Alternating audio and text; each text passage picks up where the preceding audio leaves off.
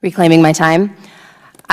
I just want to finish this by saying that I ran for Congress, and I know many of my colleagues did, because I believed that our political system was broken, in large part due to a complete lack of trust by our citizens in our government and in our democracy, and that restoring that trust has to be our top priority. So I have a question for all of you, and I want to make sure that Mr. Smith answers this. Do you believe that increased transparency would help restore that trust? If you want to start with me, I would not agree with that as a blanket assertion. You don't believe that transparency? I think there are cases where it does, and there are cases where it does not. Can you name one example where transparency would not restore trust in democracy?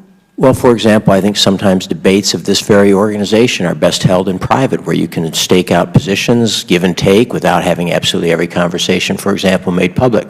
I think, for example, that if people contribute small amounts to grassroots organizations, no, the public doesn't need to know that, and the harm outweighs the benefits, the threats to people, and the fact that they often withdraw from political participation. So it's a case-by-case matter. I'm not suggesting in any way that people need to hear every conversation. I'm saying the general mechanisms of transparency that we're asking for here in this bill.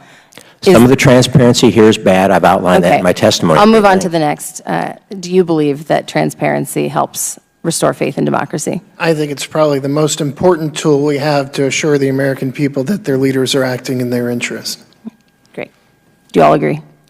Yes. Sunlight is a good prophylactic. Yes, and both in ethics measures and campaign finance reform measures as well. And Mr. Smith, do you believe at least that making it easier to vote would restore trust in our democracy? I think generally you don't want obstacles placed in the way of voting, but I don't think, again, everything making it easier to vote. For example, I would not favor having early voting begin a year before the election. So some things yes, and some things no. What about making it a national holiday to vote? Making it a national holiday, I don't think that's, let's put it this way, I don't think that's a real problem or that has been shown to increase turnout or make it a whole lot easier to vote when it has been tried. Well, I would say that for working class people who don't get paid time off, it would make it harder to try. It may, but I don't think the empirical data shows that it has an effect there. Okay. Well, I would like to say that the former General Counsel and Acting Director of the Office of Government Ethics, Don Fox, sent a letter to the committee in support of H.R. 1. Public Citizen, the Declaration for American Democracy Coalition, and Indivisible have also written statements in support, all of which I'm adding to the record. Madam Chair.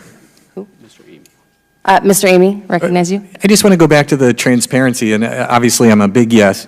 And I just want to say it's not only for the American people, but it's Congress. Earlier today we heard, I think it was Congresswoman Maloney mention that documents hadn't been turned over to Congress. We found an ethics waiver that goes back to 2003.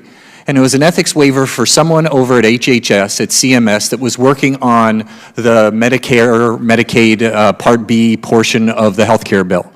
There was a gentleman there that received a waiver, and it was a general waiver, and that's why putting waivers out and making them publicly available are important.